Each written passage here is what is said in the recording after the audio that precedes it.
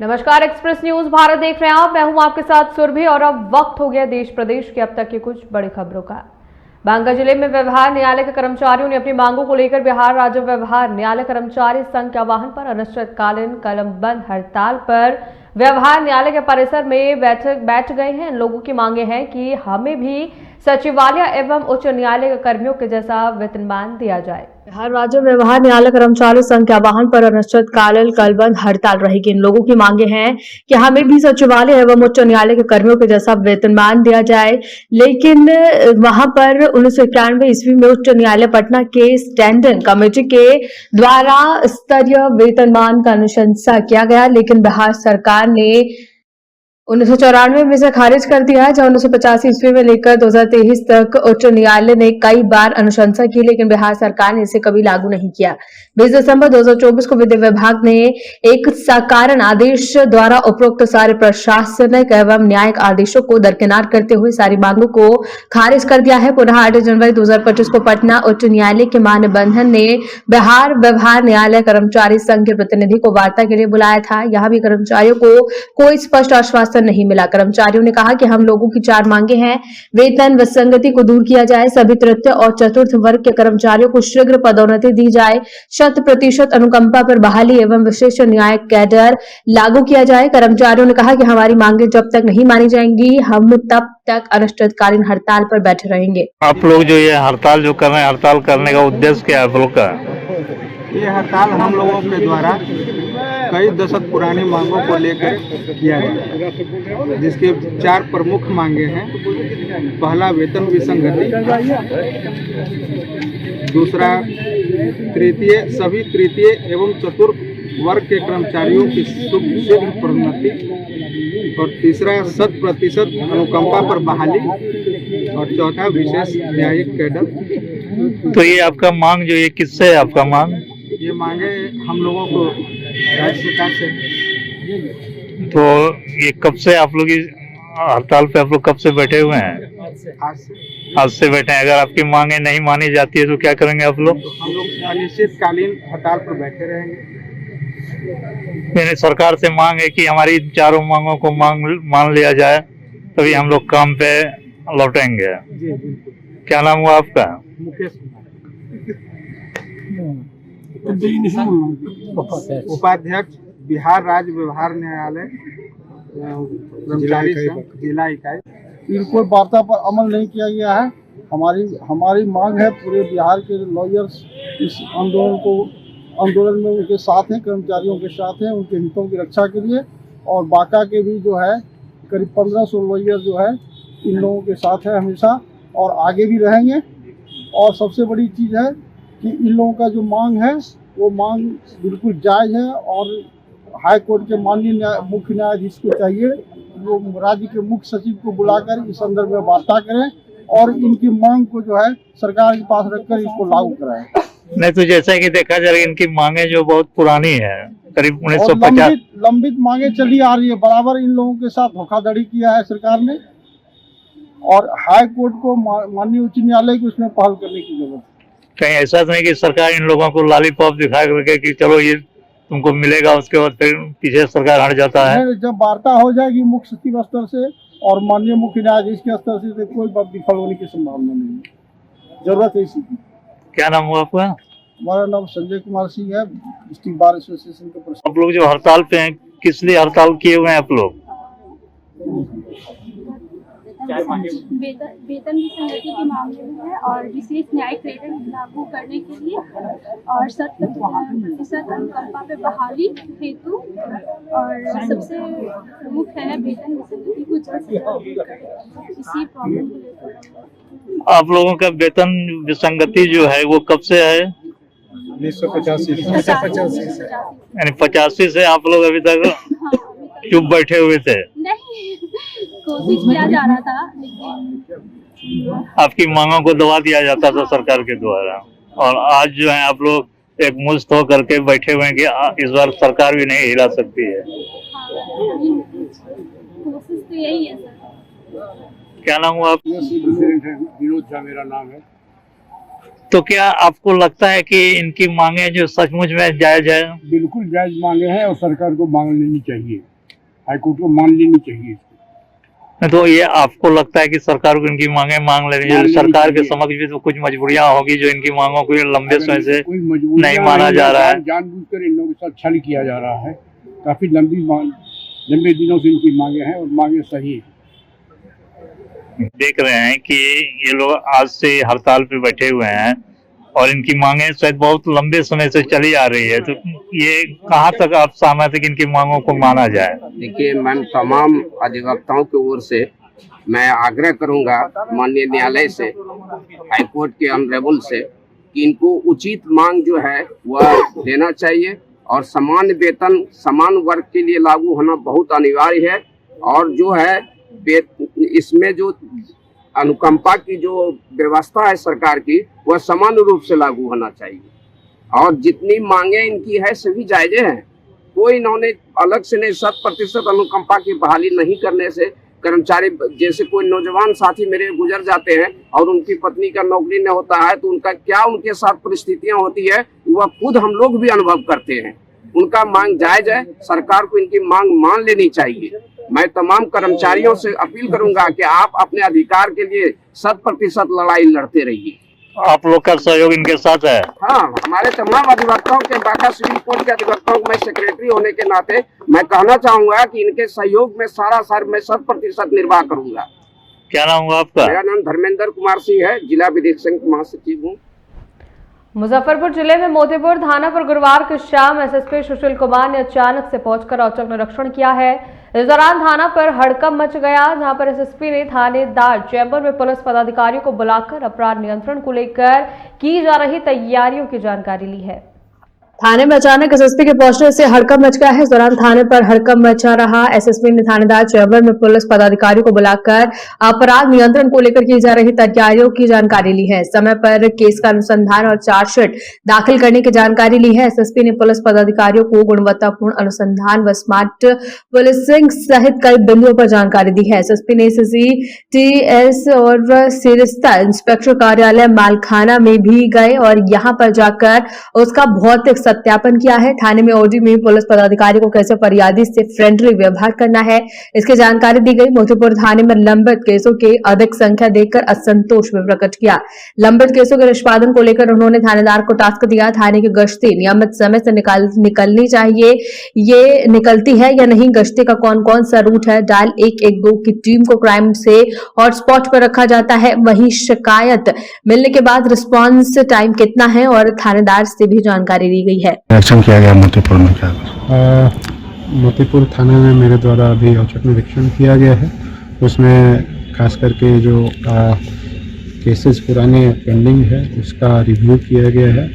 उसके अलावा अन्य चीज़ें खास करके सीसीटीएनएस में एंट्री, सीसीटीएनएस में जो सारी कार्रवाई होती है, चाहे स्टेशन डायरी हो, चाहे FIR हो, चाहे चार्जशीट हो, उसकी एंट्री की जा रही है कि नहीं है। वो जो यहाँ पे गिरफ्तारी हो रही है मंथ में, डेड वाइज, उन सब चीज़ों का रिव्यू किया गया है। उसके अलावा शराब जो है, शराब के केसेस में जो प्रगति है उसको हम लोगों ने रिव्यू किया है। उसमें कुछ कमी देखी गई है, उसको सुधारने के लिए निर्देशित किया गया है। सभी आईओ के साथ हम लोग अभी बैठ करके और सारी चीज़ों को डिस्कस किए हैं, उनको निर्देशित किया गया है जो इशू है उन सब चीज़ों को सुधार करने के लिए। और उसके अलावा जो अन्य चीज़ें हैं, गश्ती है, पेट्रोलिंग है, ERSS की गाड़ियों का जो रिस्पांस टाइम है, उन सभी चीज़ों को हम लोगों ने डिटेल में अभी समीक्षा की है और उसमें जो सुधार लाने के लिए उसके लिए आवश्यक दिशा निर्देश दिया गया है। देवरिया जनपद के सदर विकास खंड के ग्राम छितरुआ में आयोजित कंबल वितरण कार्यक्रम में मुख्य अतिथि के रूप में पहुंचे सदर विधायक शलभ मणि त्रिपाठी ने अपने संबोधन में विपक्ष पर हमला बोलते हुए कहा कि सपा, बसपा और कांग्रेस ने काफी लूट मचाई थी। सदर विधायक शलभ मणि त्रिपाठी ने अपने संबोधन में विपक्ष पर हमला बोलते हुए कहा कि सपा, बसपा और कांग्रेस में खूब लूट मची थी। उनके परिवार के सभी सदस्य कमाकर लाल को गए और वहीं मोदी और योगी के राजकुंभ हैं। उनके राज में इलाहाबाद हुआ करता था, जहां अतीक अहमद जैसे लोगों का आतंक था, तो वहीं मोदी और योगी राज में प्रयागराज है, जहां पर साधु संतों का संगम देखने को मिल रहा है। मेरे पास आइएगा, हम मकान दिलवाएंगे और भगवान न करे कोई ऐसा बच्चा हो जो 18 साल से नीचे का हो, जिसकी उम्र 18 साल से नीचे हो, और वो बच्चा उसके माता पिता में से कोई एक ना हो, पिता ना हो या माँ ना हो, 18 साल से नीचे का हो, उसको मेरे पास लेकर आइएगा। 2500 रुपया से लेकर 4000 रुपए तक हर महीने उस बच्चे की पढ़ाई के लिए दिलवाएंगे। ये भी आपके लिए है, ये सारा काम आपके लिए है।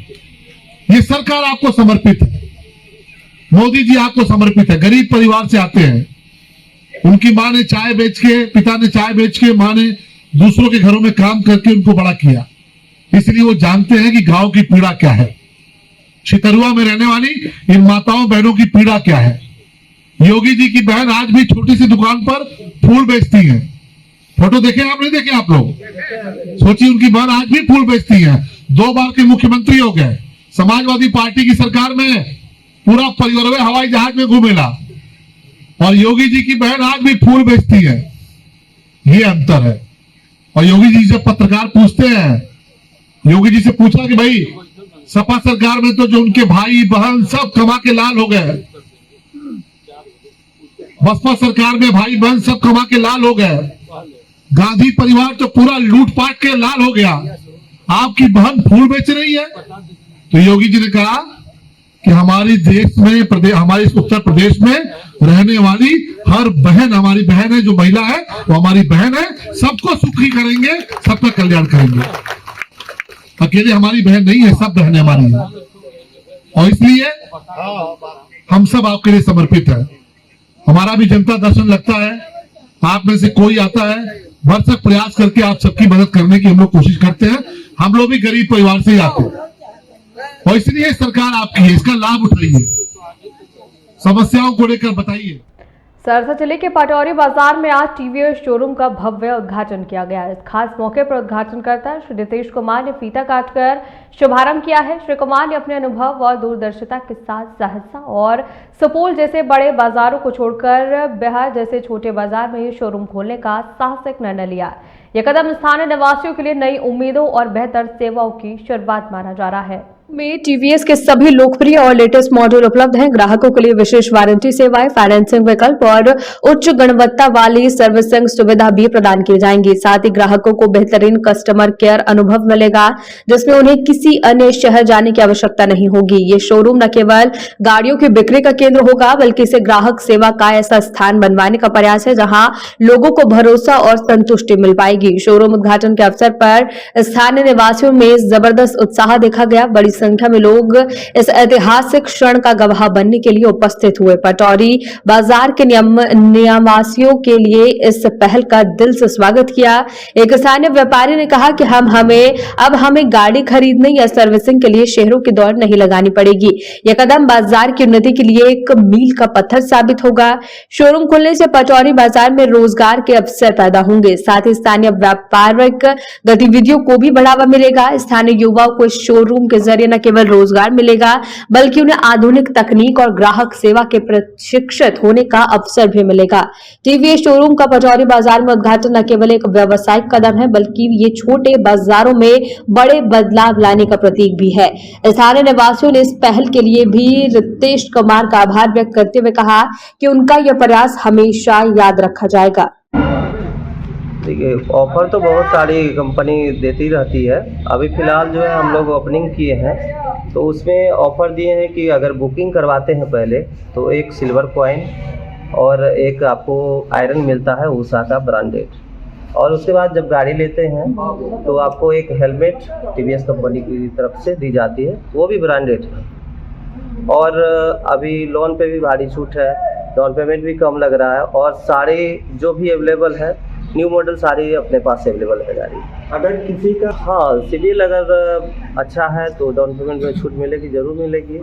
और अभी हम लोग नए जगह पे शिफ्ट किए हैं, तो और कोशिश रखते हैं जो कम से कम में छोड़े, जो हमारे आगे और भी कस्टमर बने जो टीवीएस यूज़ करें। क्या संदेश क्षेत्रवासी को यही संदेश देना चाहते हैं कि आपके बीच में हम टीवीएस लेके आए हैं, और आप लोगों का सहयोग चाहते हैं कि आप लोग सपोर्ट करें। और टीवीएस तो अच्छी कंपनी है और आप लोगों के बीच आई है, तो आप लोग इसको सपोर्ट करें। ये बिहरा बाजार को और इंडियन ऑयल पेट्रोल पंप के सामने और नियरेस्ट SBI बैंक। मेरा शुभकामना है इनके साथ कि इनका बढ़िया चले, खूब बढ़िया कमाए पैसा और लोगों को सुविधा भी बहुत मिलेगा इससे। पहले लोग को सहरसा सुपौल जाना पड़ रहा था सर्विस के लिए या खरीदने के लिए, अब बहुत आसान है कि यहाँ सर्विस और ये दोनों है, सेल दोनों है। तो हम उम्मीद करेंगे कि आम जनता के भलाई में अभी बढ़िया काम या बढ़िया सर्विस ये दे सकते हैं। महाराजगंज क्षेत्र से चाकूबाजी की घटना सामने आई है, जिसमें एक व्यक्ति की मौत के बाद परिजनों में कोहराम मच गया है। घटना के बाद पुलिस जांच में भी जुट चुकी है। पूरी घटना महाराजगंज क्षेत्र के दरौंदा थाना इलाके में घटित हुई है, जहां पर दरौंदा थाना इलाके के चकड़ी मटिया में एक व्यक्ति को पड़ोसी द्वारा चाकू मारकर मौत के घाट उतार दिया है। पूरी घटना देर शाम की बताई जा रही है। इस घटना में चकड़ी मटिया गाँव निवासी रामकिशोर भारती ने पुत्र जयनाथ भारती की मौत हो गई। घटना की जानकारी मिलते ही 112 की टीम और दरौंदा थाने की पुलिस घटनास्थल पर पहुंचकर मामले की जांच में जुट गई है। तस्वीरों में साफ दिखाया जा सकता है कि किस प्रकार घटना के बाद जयनाथ भारती के घर पर सन्नाटा छाया हुआ है। पुलिस प्रशासन के द्वारा कागजी कार्यवाही कर शव को अपने कब्जे में लेकर सदर अस्पताल पोस्टमार्टम के लिए भेज दिया है। अब देखा जा रहा है कि इस मामले में परिजनों द्वारा क्या कुछ कहा जा रहा है और क्या कुछ आवेदन दिया जा रहा है। पुलिस इस मामले में कब तक कार्यवाही करेगी, इस मामले में जो भी आरोपित है उन्हें आखिर कब तक पकड़ा जाएगा। फिर से एक बार बता दें कि बिहार के सिवान में इस वक्त की बड़ी खबर है, जहां सिवान में अभी जमकर जो एक बड़ी घटना घटी है। पूरी घटना सिवान जिले के दरौंदा थाना इलाके में घटी हुई है। क्या खबर मिला रहा? हमारे पापा वहाँ गए रहनी खेत में सरसों उखाड़े खातिर, तो वहाँ कुत्ता आइल, काला कुत्ता था, उसके दूर दूर करत रहनी, कहते तलिया कर राजेश्वर बोलावत है, तो देखो हम हटावत नहीं बोलावत है, कहता चलो हुआ के पापा कर ज्यादा बोलबे। राजेश के हो? राजेश मेरे चाचा है, वहाँ रहता है बथार पर। चलो चाकू निकाल के तल मेरे पापा घोंप दिया है। ये कौन जगह भइल बा? हुआ खोजी आलू खेत है ना, वहाँ बालुआ पर घर है। हुआ क्या नाम पड़ी? मेरे पापा मेरा हाँ मनीषा। आई के मल्ले बा? राजेश। के करा के मल्ले बनी? मेरे पापा के, उसके मैं लड़की बोला था। देश प्रदेश की बड़ी खबरों में फिलहाल इतना ही। देखते रहिए एक्सप्रेस न्यूज भारत, जिद सच दिखाने की।